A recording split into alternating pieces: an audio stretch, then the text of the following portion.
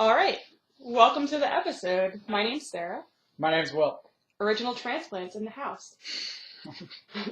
So before we get to our usual agenda today, we just want to remind you, you can find out more about us. We're the stewards of Satoyama Homestead in Warwick, Pennsylvania at satyamahs.org.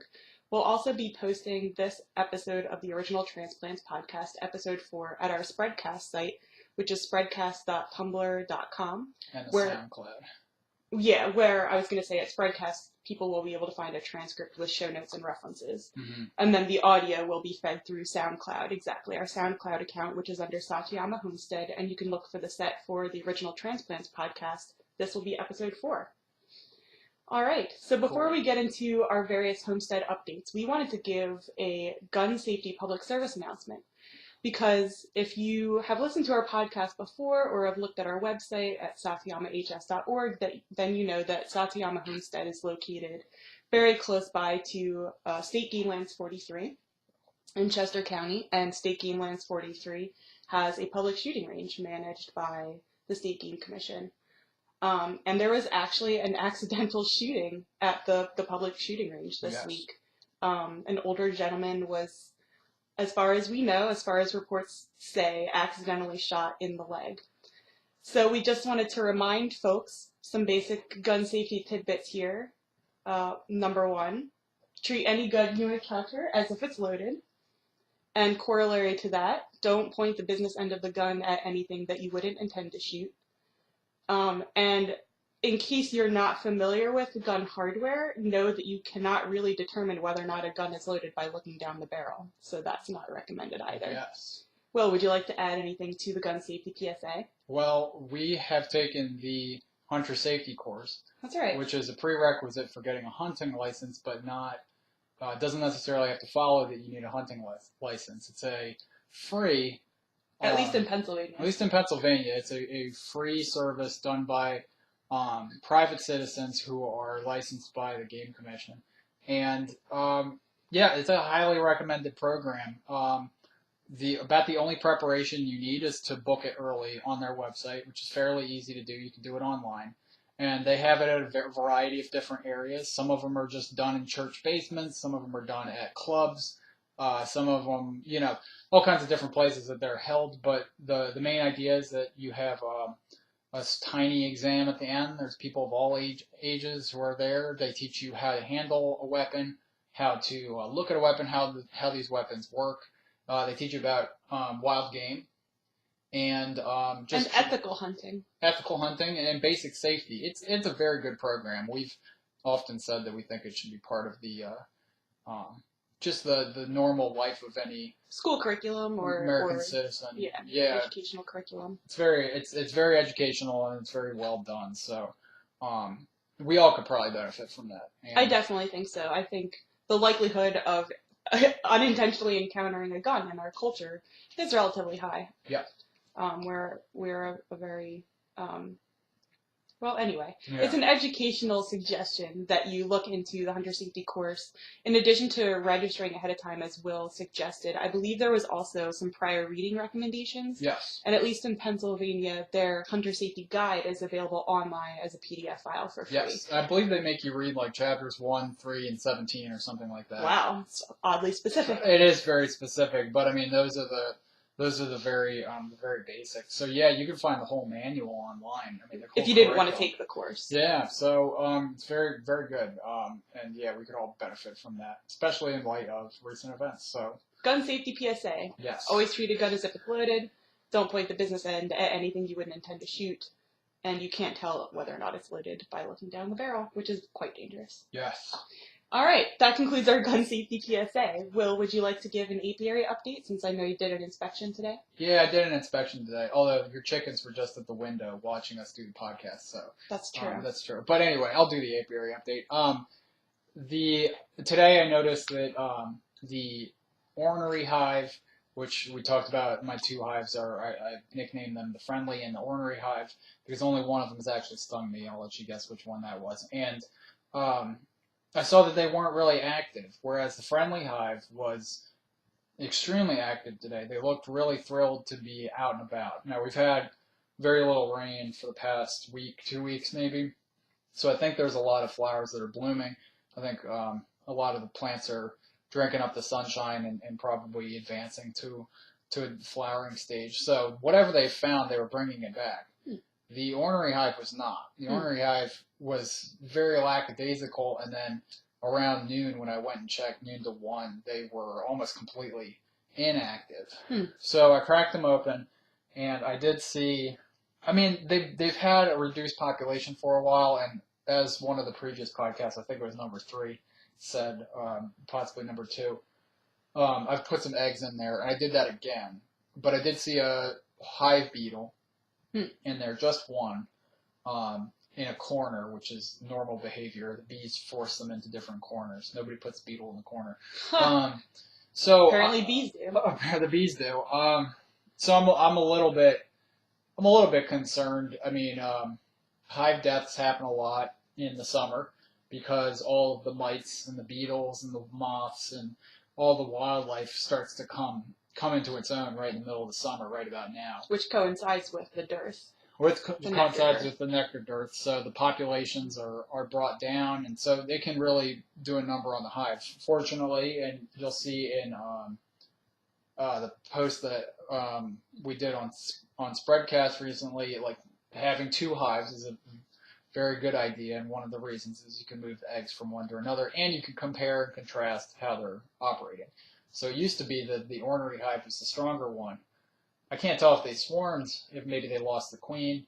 I definitely think there's been some queenlessness, so giving them some eggs should help. What signs of queenlessness did you say? They make special cells for queens called queen cups. Those were empty, so maybe they raised one in there and she broke out. Maybe they're waiting for the queen to start laying. But in general, the hive definitely seems weaker. One of them seems weaker than the other one. Fortunately, this is just normal. Like, nobody told me that beekeeping was going to be without any speed bumps. So, yeah, we'll see what happens. I mean, that's all we can do. If I have hive failure, I mean, if I'm noticing they're just not bouncing back at all, one of the things I can do is I can just dump all the bees and combine the hives together, dump all the bees into the other one, and just have one strong hive going into the winter.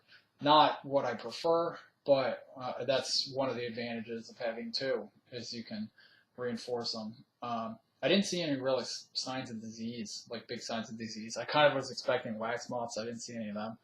So you saw a single hive beetle, but One no signs beetle. of an actual infestation? I don't see an infestation, but I didn't check every single frame because I wanted to get some eggs in there and then get out. So I suppose it's possible that they've taken over the very bottom brood box, but yeah, my guess is they may have a queen, but she may not have mated yet, so she's not producing anything. In general, they definitely seem weaker, so we'll see what happens. And you're applying what we talked about in, I believe, episode 1, which is Michael Bush's bluff, bottom line, up front intervention. Yep, transferring eggs from one to another. And bees are smart. They can really do a lot with a single egg. They can change it into a queen. They can change it into a worker. They can change it into a drone. Genetically, bees are all the same in the egg stage. It's epigenetics. That is the things that they add from the environment that change the bee egg and the bee the young bee into whatever it's going to be later in its life. So just you are what you eat, right? Eat royal jelly and you're going to become You too can be a queen. You too can be a queen, the head of the hive. All right. Excellent. Thanks for the apiary update. Not a lot of news coming out of the coop this week. The past 3 weeks have been relatively exciting for the chickens, for the pullets. Knock on wood, their health looks good. In fact, our contractor was just over, and he's not a chicken poultry expert by any means, but he did comment that they looked healthy. And then he said the sweetest thing, which is that even if he were starving, he wouldn't be able to eat them. They do have quite a lot of personality. You'll see some of that in evidence on spreadcast.tumblr.com at some point this week. I did a little photo shoot with them. But as far as I can tell, they're healthy.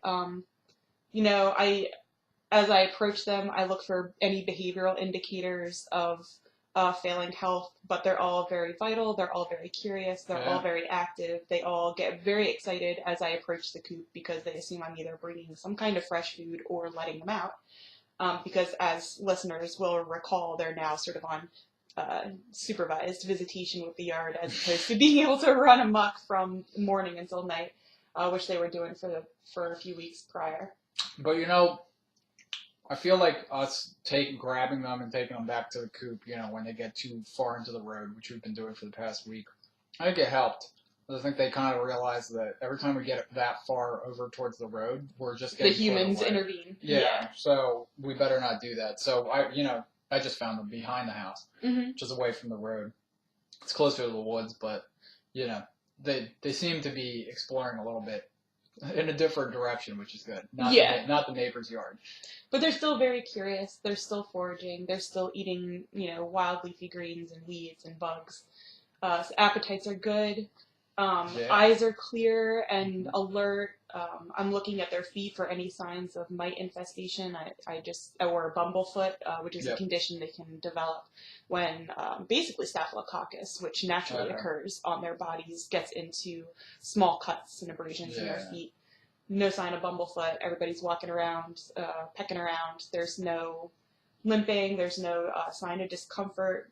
They run, they flap and take small flights. Yeah. So their energy is definitely good. And their demeanor, is very sweet and friendly. And I love when they're getting ready to go to roost for the night, and we give them sort of their last bit of fresh water, the last, top off their food, get them inside for the evening, and they all jump up on that roost, which is at eye level with me, since I designed the chicken tractor condo. Sure. And I can look right in the window, and they'll sort of give these soft little coos, and it's just everybody's comfortable and happy to bed down for the night. I guess one update in terms of their physiological development, as I said, they're still pullets. I'm seeing... Can you explain what a pullet is? Sure. A pullet is basically a late adolescent hen. Oh, so a teenager, a late teenager, a young woman chicken, right? She's getting ready to lay, but she's not quite ready to start a brood of her own, and she's not fully physically matured. Yes. Probably if we were raising them as broilers, if we were raising them primarily for meat, they would be at a harvestable size, especially our oldest three. The black Australorp, the speckled Sussex, and the Rhode Island Red. Yeah.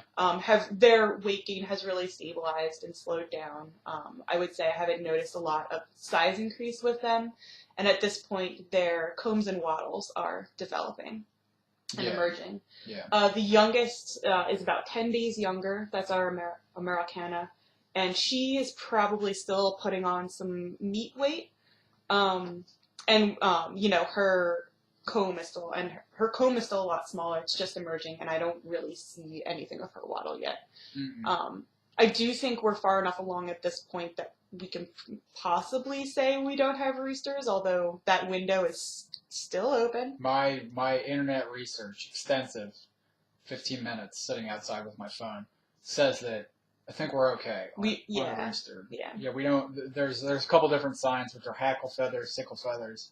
The tail. So there's two different feathers on the tail that you look for, and there's the feather on the neck you look for. And they're all very skinny and pointy, whereas all of our chickens have rounded edges on all their feathers. Yeah, and I don't see any with any sign of it. And then, which I didn't mention, their plumage is very healthy looking.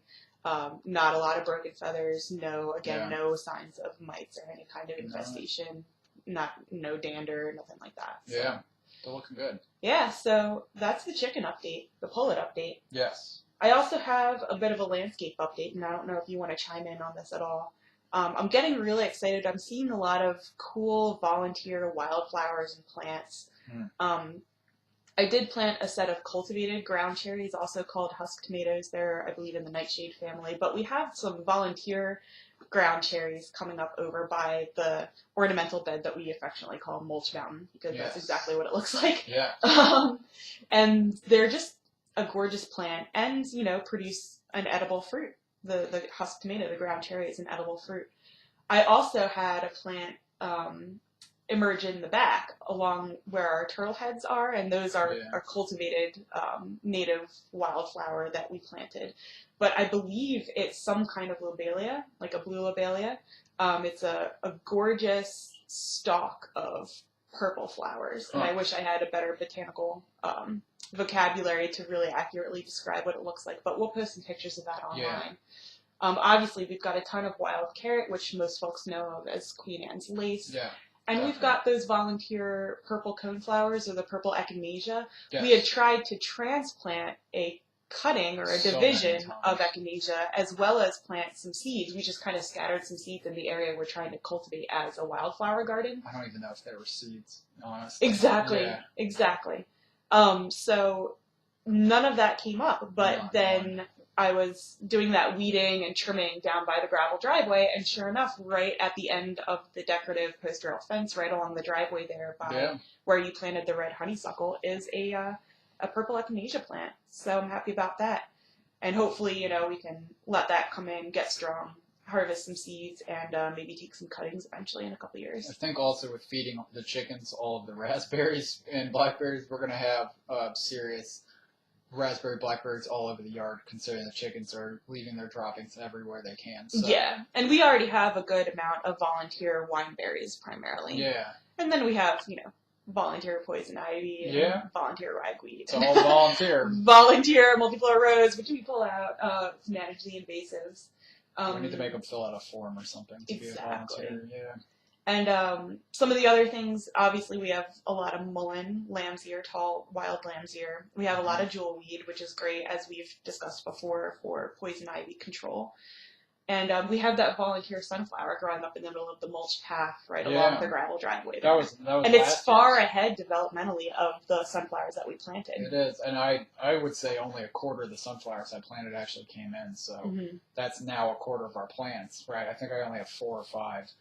And that one is the best one. So, and then we have the tomatoes too, which I mentioned last week. Rogue tomatoes, rogue tomatoes are coming in. We have some corn that I think that's farm corn. I don't know that that's even going to fruit, because it looks like it's tasseling, but it doesn't have ears. So. But 3 cheers for volunteers.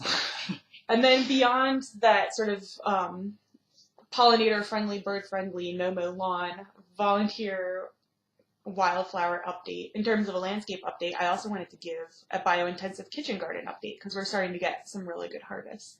And we're going to post some pictures and recipes for this online at spreadcast.tumblr.com, but we had a really great garden-to-table salad last night, if I do say so myself. That was good. And today at lunch. And today, leftovers at lunch, which included tomatoes, peppers, both sweet as well as a jalapeno, zucchini, chard, broccoli, and garlic from our garden.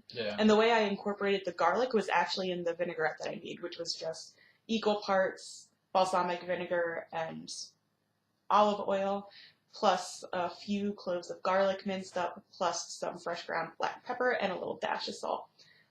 Whip that together and just pour that over whatever fresh produce you're able to get out of your garden this time of year, and it's a really great, refreshing salad at the end of the day.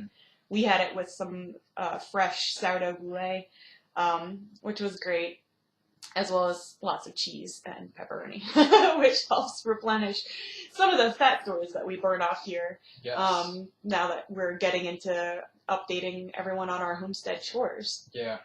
So this past weekend into the early part of this week, we had some members of your family in the area, which was great, including your cousin, who is a corn-fed, all-American Southern boy. So he came over and we split a ton of wood. Well, first we moved the largest rounds left from that oak that fell in the ice storms of winter 2013-2014. Moved that over to where we were splitting, which was, you know, a strongman competition in and of itself. 20 or 30 feet at least. And then split and stacked them. So shout out to Jacob. He was a great help with that. And I think it made you feel a lot better, because you had recently commented that you were not really confident about our firewood stores going into this winter. I'm still not. We definitely need more. So we'll have to figure out something to do about that. But in terms of what we have, it's well split at this point. Probably tarp it before the next rainstorm. So. And definitely see some checking, seasoning nicely. Oh yeah, it's good. definitely good. And that was lost a year and a half ago at the big ice storm, that tree. Yes. So, yeah, and, it's probably well seasoned already. You could probably burn it today if you wanted to. True. But I don't because it's still July. Because it's hot, yeah. Did you want to update everyone on your patio project? Well, I finished, which is good. I mean, You finished the walking on part. the walking on part, yeah. So what we have to do next is do a railing. I'm going to try a found wood railing. Mm-hmm. So we use 4x4s as posts, but then the handrail itself, we're hoping to find a nice maple shoot or something that we can cut down and strip, and because the maples put up crazy shoots off the main stem. The suckers, so, yeah, we should be able to find something and put them together. Put some gravel down at the bottom of the hole when you put the post in, and yeah, that should be good. It should be less exacting than the stairs, where you have to keep everything level with itself over the whole span, and that was pretty. That was pretty intense. You have to do all the math ahead of time. So this should be good, and I don't know. We have to get all the supplies together for that. I have some of them, but did I run into any issues? No. We've made some other advances. I managed to use all my scrap wood for a section of the patio, part of the embankment actually, where it wasn't necessary to have a nice single piece of wood. I used all the scrap wood, kind of made shoved it into the embankment. And yeah, there's no snakes or wasps living in it anymore, so that's good. Living in that area. Yeah, we do have wasps living under the deck. They're unbelievable. I have to say, that nest that they have, Yeah. I mean, it's a hole in the ground, you can see that the hole goes down into the ground, and they've literally chewed back the grass in essentially a perfect circle around the hole. It's almost disturbing. They are not having issues with coinlessness. No. And we can sit right there at the deck table. I mean, they don't seem to mind that we're frequently walking around that area and just watch them launch right out of that hole, and they're just off. I've been really paranoid that they're going to start robbing the hives, but so far so good. I haven't seen robbing, so I'm not sure. Hopefully they'll live in peace. I don't know. They coexist. Yeah, we put up a post. We put up a post about some of the wasps we've had around here, and I think that post is coming in on Sunday or something like that. But it's I don't know. There's all kinds of different ones, and they have all different aggressive personalities. So we've counted ourselves lucky so far. It seems to be the friendliest wasp hive we have. Everyone at Satoyama is friendly. It's a sanctuary. Exactly. Yeah. I've constantly marveled at the fact that we have so many prey species on the property and not many predator species, so we'll see how long that lasts. Yeah. Great. In terms of the no-mow lawn, I've done a bit of scything this week. I scythed the area where we're hoping to put in an orchard at some point, which is up by where we currently have the chicken coop and where we've already planted some persimmon trees. And I've just been letting the cut grass dry to hay in the field.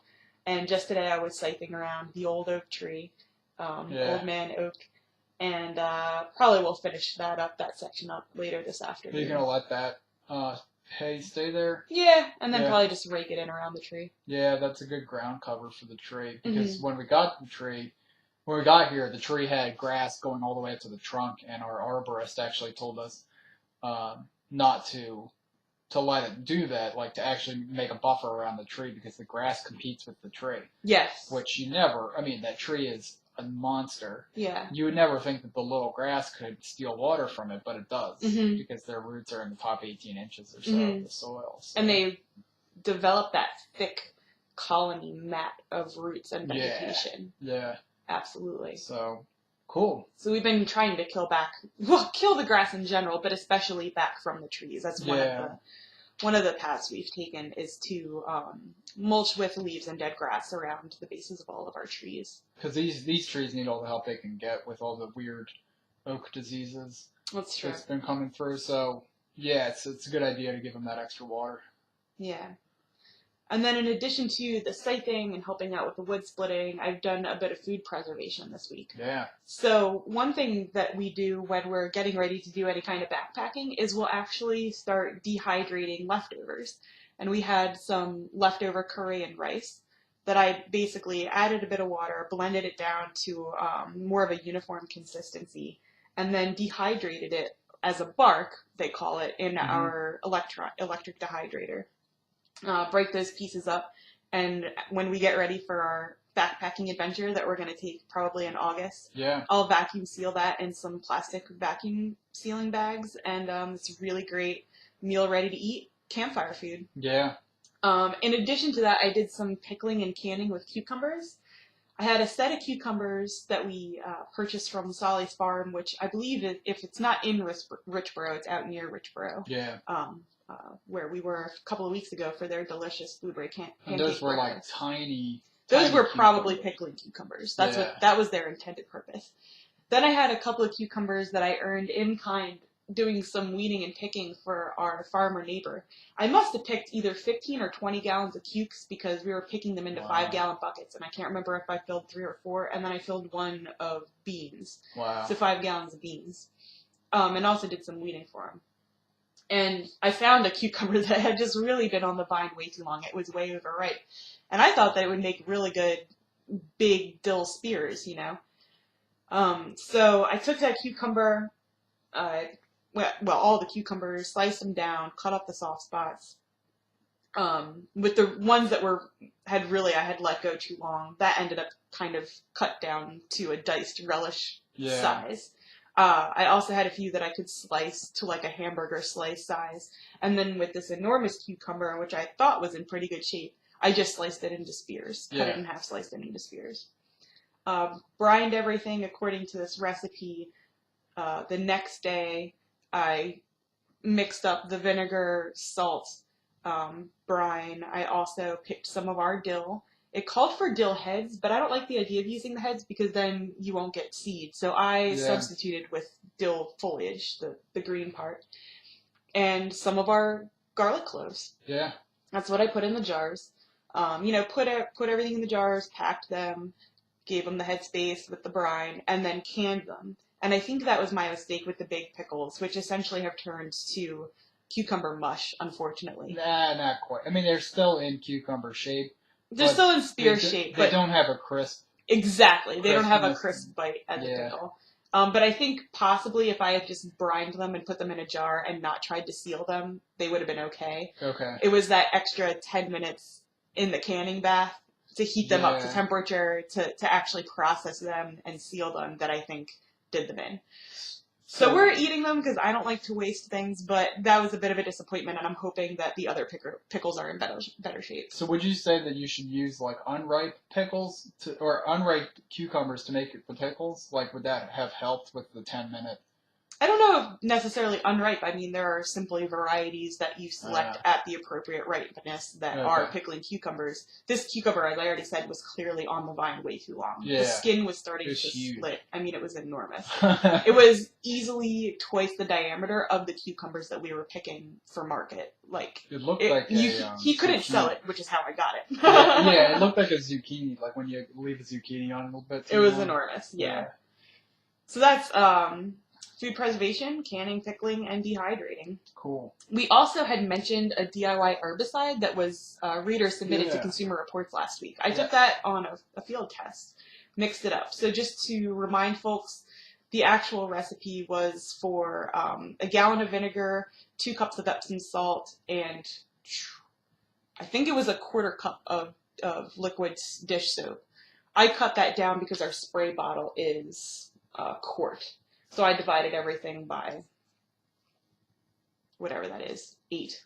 Or, I'm sorry, by 4. By 4, Math is hard.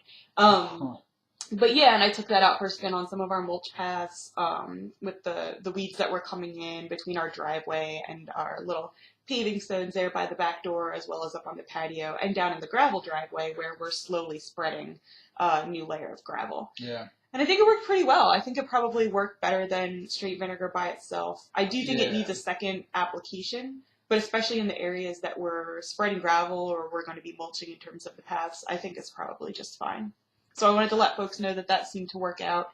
Those were all ingredients that we just had around the house. Yeah. I imagine most folks have at least some of those. Vinegar, it's great as a cleaning agent. You obviously need it for many pickling recipes, for canning recipes, and we have been using it by itself as an herbicide for weeds, but obviously mixed with the Epsom salts, which folks might have for first aid purposes, soaking sore muscles, etc. Apparently, it's also, you can make a laxative with it, which is not something we usually eat. Why not? Given the vegetables we have grown in the garden. But yeah.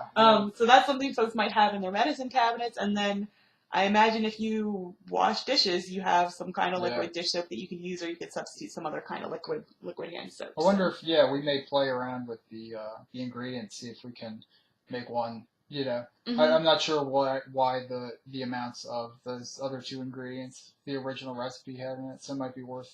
Probably has to do with the solution too. Yeah. Like, only so much will dissolve in the vinegar. Right. So before it falls out of suspension. Yeah. So yeah, we wanted to give folks sort of, again, another unsolicited endorsement for that DIY herbicide reader submitted brief to Consumer Reports. We've also done, well, you've done, I should say, some trail maintenance. Did you want to talk about that? Yeah. I mean, the trails get overgrown. I mean, 1 week you'll be in there, it'll be fine. The next week you're in there, and you think you haven't been there in weeks. So the brambles have been trying to enroach. We have this bamboo grass all over the place, and that had been enroaching in several places. Encroaching. So. And can you remind folks where our trails are located? Yeah, they're out in the woody part of our lot, out past the apiary, and apiary is kind of situated between a couple of the trails. So, yeah, I went back there. I've been trying to establish a new trail, and establishing a new trail is, I mean, you can hack everything down the first time, but I think of it more as a process because you hack some things down and then they'll start to grow back on the old stems. So, that's actually looking pretty good now. That's way better than it was. I tried to avoid grabbing any poison ivy or anything, I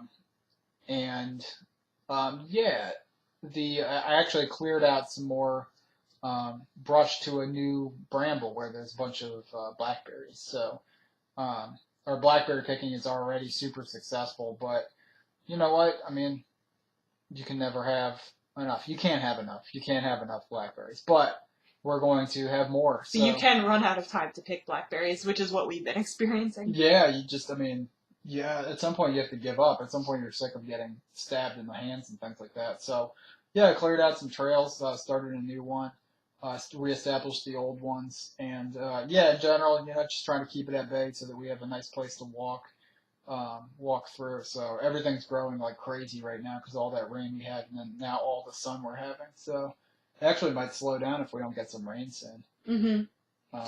And you already mentioned in terms of the brambles, in terms of the wilds, we're seeing pretty much a waning of the wineberries. That season's pretty much over. Yeah. And the blackberries are really coming to the fore. In terms of the cultivated, we're kind of hitting between raspberry harvests at this point.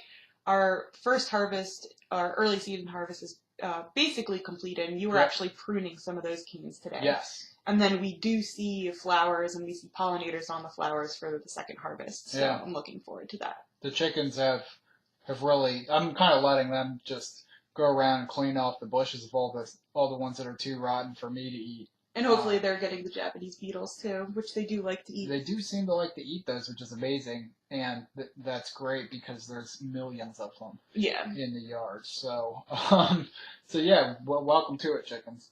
Exactly. All right. Any other homestead updates before we go into our agricultural news? No, I can't think of anything. Great. That's everything that I see on the agenda. Awesome. So let's do some agricultural news reviews. And we never really talked about why we do ag news reviews. I guess we didn't. No. I had some thoughts about that, and maybe you can fill in as we go. Sure. So while I flip around in the current issue of Lancaster Farming, we haven't mentioned, it is Saturday, July 25th. So this is the Saturday, July 25th edition. We're in A section. Agriculture is food and material production, right? Mm-hmm. So if you enjoy eating, if you enjoy wearing and using natural fibers, you should probably know something about where those items come from. That's agriculture. Yeah. Unless you're growing all of your own food or foraging all your own food in the wild and hunting all of your own food in the wild, you should probably know something about agriculture. So we consider this part of our service, part of our educational outreach. Yes. is to review the feature articles in our local agricultural news service, which is Lancaster Farming, and put them out there for you with sort of our thoughts and analysis for you to digest, no pun intended, Right. and be able to keep tabs on the production of food and natural fiber. And I mean, there's so much that's interesting in these agricultural articles. I mean, they go so far beyond just agriculture. They go into how people interact with one another. I mean, it's very important stuff. That's true. There's a lot about markets in here. Yeah. And you'll also develop a sense of seasonality because Yes. they follow the different seasons as things become ripe. Yeah. Or otherwise ready for harvesting. Yeah. So this first article is from, again, Section A of the Saturday, July 25th edition of Lancaster Farming. The headline is USDA, so United States Department of Agriculture, to help rural businesses benefit from renewable energy. And this is written by Thomas P. Williams, who is the Pennsylvania State Director for USDA Rural Development. Quoting from the article, in June, U.S. Agricultural Secretary Tom Vilsack announced that more than $6.7 million would be invested in 544 renewable energy and energy efficiency projects nationwide. Still quoting, Rural Development, a branch of USDA, offers a program called the Rural Energy for America Program, also known as REAP. The program offers loan financing and grant funding to eligible entities. So now we'll talk about qualifications for REAP. Quote, to qualify for this program, one must either be a small business in an eligible rural area or an agriculture producer with at least 51% of their gross income stemming from agricultural operations. And now we're going to get actually into some local recipients of REAP grants. Okay. So in Moton, which is just a little bit northwest of us on Route 10, JRS Investments is a small auto repair garage that was on the receiving end of a $10,710 grant used to install a solar energy system that produces 90% of the shop's electrical needs. Wow. Then in Mannheim, a grant of $17,180 was awarded to Noah Kreider and Sons for the installation of energy-efficient LED lighting in several of its poultry barns, which resulted in a 50% reduction of energy usage. Finally, in East Earl, a REAP grant of $18,200 allowed Weiler Farms to install a 27-kilowatt solar energy system that produces 85% of the farm's power. So in addition to energy-efficient lighting and power generation, REAP awards can also be used for renewable energy systems, quoting, such as biodiesel and anaerobic digesters, geothermal energy, hydropower, wind energy, and tidal energy generation from the ocean. You can also use it for HVAC, refrigeration, and insulation to improve those systems. Wow. Finally, quoting at the end of the article, applications for REAP are taken year-round on a continuous basis.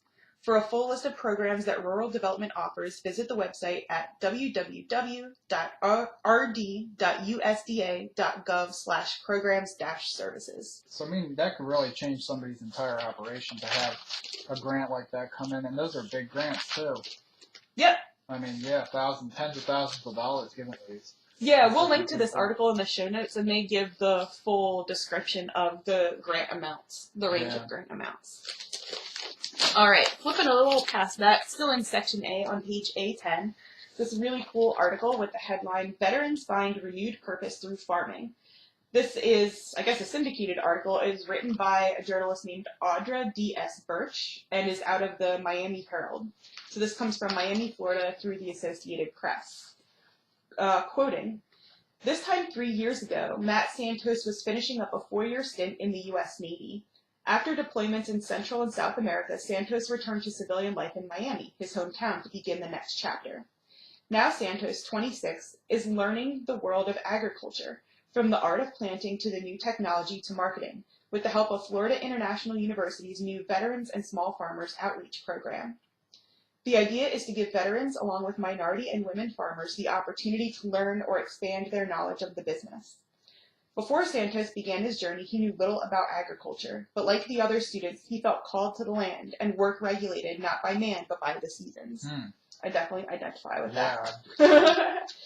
Quoting further in the article, Most every week when Santos isn't working part-time in security at Miami International Airport, you can find him at Tree Hugger Farm, a permaculture operation in Davie, where he is learning the art of planting fruit trees, weeding, and mulching. So very cool that there's a permaculture operation down there. Obviously in Miami, they're looking at a much longer growing season. Yeah. But we're doing a lot of permaculture-oriented planting here. And it's, seasonally and hardiness zone minded. So, so that's really cool. Wow. It's cool that that's part of this curriculum. Yeah. Now they're going to mention someone else, quoting Marine veteran Zarin Brown is hoping the program will allow him to expand his burgeoning compost business based at his Miami Gardens home. Quoting Brown, I have this fascination with the process of organic matter being turned into dirt, nutritious dirt. Who doesn't? Exactly. Said Brown, 38, who was in the service for 8 years. He also says, I want to learn what it takes to be a farmer and to see how I can incorporate more composting into farm practices, and calls himself the worm whisperer. So I found that article really inspiring, and I agree that there seems to be a renewed interest among young people, which we're actually going to talk about in a second, in sort of returning to work on the land. Yeah, that's positive development. Yeah. So let me find our final article. Final feature article. I don't know if you want to give any further thoughts on the ones that I've read while I try to find this last one. Yeah, I mean, it's nice to see permaculture opportunity. It's like, I don't know how much permaculture opportunity there was in the past. It seems to be a new sort of, I don't want to call it a fad because that implies that it'll be out of style at some point, but it definitely seems to be something people are interested in. Definitely. Okay, so I did find the final feature article that I wanted to review, and then we'll go into some briefs. So this is, again, still from Lancaster Farming, the Saturday, July 25th edition, a section on page A25. The headline is University Students Learn Small-Scale Farming Practices. This is written by Tyler Sylvie from the Greeley Tribune, which is in Greeley, Colorado, and comes to us from the Associated Press. So this is about University of Northern Colorado students who are involved in this urban agriculture program. And it involves them working at a 5,000 square foot greenhouse and 3/4 of an acre of outdoor gardening space. Quoting one of the students, her name is Leslie Trejo, it's hands-on. I absolutely love coming out here and doing something rather than sitting in a classroom. Huh. Quoting the article, the urban farming class goes out to the Wiseacres greenhouse twice per week. There's also a 4,000 square feet of planting space on the university's campus. Wow. So quoting another interviewee, it's fundamentally about building organic farming skills, says Kevin Cody, UNC professor. We're operating at a scale that's obviously well beyond even a sort of backyard farmer, but not nearly at industrial scale. It's not atypical for beginning farmers to not come from farm backgrounds, Cody said. A lot of new and aspiring farmers these days are from maybe sort of middle-class suburban backgrounds, college-educated, environmental science degrees, something to that effect. And then part of the motivation for one of the other students, Lee Sogi, he says, we need resources to survive as a human race, but we also have to be conscious about not overusing. So when we're talking about distributed small-scale operations, when we're talking about, like in the last article, attention to composting, on-site materials, attention to permaculture-style plantings, that's going to be more sustainable and less susceptible to systemic shocks than an industrial scale operation where you have many large concentrated food and material production operations that then rely on huge transportation networks and preservation methods to get materials to market. So I just think, like we were saying, that this return to smaller scale, this return to natural seasonal processes, the nitrogen cycle, all those kinds of things are positive. Well, in terms of generations, I mean, you have a major, we talked about it, I think, in the first episode, the major exodus from farming in terms of the population in the United States. And it's really attrition. I mean, people are aging out of the industry. Yeah. Average age, I believe we linked to a reference, said it was 57. So you need to start somewhere with a generation of farmers. So it's good to see that, because, I mean, you had people from all kinds of backgrounds. Those were students. You had somebody from former military getting involved. Yeah, people all different kinds of backgrounds. And from Miami, like someone whose hometown is a major East Coast city. Both of those were urban, right? Yeah, exactly. So I have one regional brief from Lancaster Farming, and then I believe you have something if you want to cue that up. Yeah. So after reviewing our feature articles from Lancaster Farming, we always take a look at the briefs. This comes from the regional briefs on the page A21 of the Saturday, July 25th edition. So this is Eastern Pennsylvania cattle raisers cited for 20th time is the headline, out of Allentown, PA, which is just northeast of us. An Eastern Pennsylvania woman with a small cattle raising operation was cited for the 20th time this year for allowing her cows to wander away from her property and into the street. The Morning Call reports Christine Hess of Lower Stockin Township was cited once again Tuesday night for failure to keep 2 calves out of traffic. Hess says she knows the 2 young cows occasionally stray from her property, but they usually just play and don't go near the road. The issue is Hess's fence, which she says has been without an electric current for 2 months.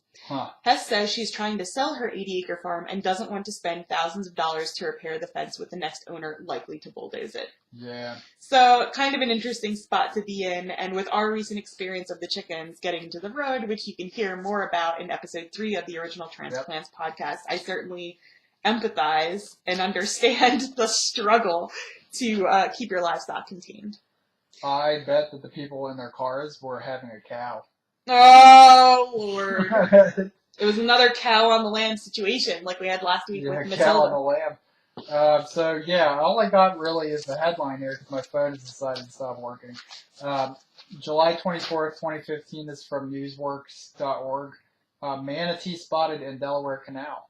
The Delaware and Chesapeake Canal had a manatee show up, and the article goes on to say that usually they go as far as North Carolina, and so it's not unheard of that they end up so far up into the Chesapeake and so on. But yeah, it was scared the daylights out of some lady, and so they're also warning all kinds of traffic to stay away from the manatees because that's usually the cause of manatee death is boating traffic. Boat traffic. Mm. So, but I thought it was interesting because of in terms of biodiversity. We're in the Chesapeake Bay watershed, and it's good to know that a manatee, which I associate with Florida, would say, "Hey, this seems like a cool place to hang out. Let me come all the way north to the Chesapeake Bay and hang out and eat whatever it is that they eat and in general, yeah, find themselves here." I suppose. Yeah, I don't know if it's a positive indicator or a sign that something is strange that, as you said, a species that is normally found much further south has come so far north. Well, they said it wasn't unheard of. I mean, that's happened before. Oh. Okay. Yeah. I didn't read the article, and you didn't quote from the article. No, I didn't quote from the article because it stopped working. So, yeah, manatees in the Chesapeake. All right. Yeah. Great. Well, I believe that concludes all of our ag news analysis, unless you have any further homestead updates. No, I keep seeing the chickens walking by the window, and they keep looking in on the podcast as we're recording it, which is really funny. Yeah. We're sitting down in the den where we had their first brooder cage when they were chicks. That's true. Yeah. So I sometimes wonder when they look in the garden apartment windows there whether they remember the basement den at all, or if they're just curious because we're down here. I mean, they do remember different places in the yard that they like to hang out. So could they remember when they were chicks and they were in here? I'm not sure. I don't know. Sure, but it's funny to see them walking by, like, yeah, just passing by, hanging out. Exactly. All right, so to take us out, don't forget you can find this episode along with, within the next couple of days, a transcript and links to references at our Tumblr site, spreadcast.tumblr.com. You're probably hearing this at our SoundCloud account. Under SoundCloud, look for Satoyama Homestead and the original Transplants podcast set. And if you want to learn more about Satoyama Homestead in Warwick, Pennsylvania, find your way to satoyamahs.org. Definitely check out our Satoyama Presents events page. We are hosting our first event, the Edible Landscape Permaculture, on Saturday, October 10th And we hope to be filling in the rest of our monthly events calendar for the 2015-2016 season over the next few weeks. Yes, and we're going to try to do a marketing push for all of our activities. And so I'm hoping to start getting questions from folks about, anything you have related to permaculture, related to gardening, horticulture, agriculture. Apiculture, poultryculture. Yes, all All the the cultures. cultures. Anything you want to ask us, yeah. Exactly. So there is an Ask Us Almost Anything form at the Tumblr site. If you have a Tumblr account, you can ask us there. You can also email us at satayama@ruggedinbox.com. Yes. And you can find a contact form at our website, satayamahs.org. So definitely feel free to submit your questions. We'll read them on air and possibly answer them. Possibly, yeah. All right. Thanks for listening. Thank you.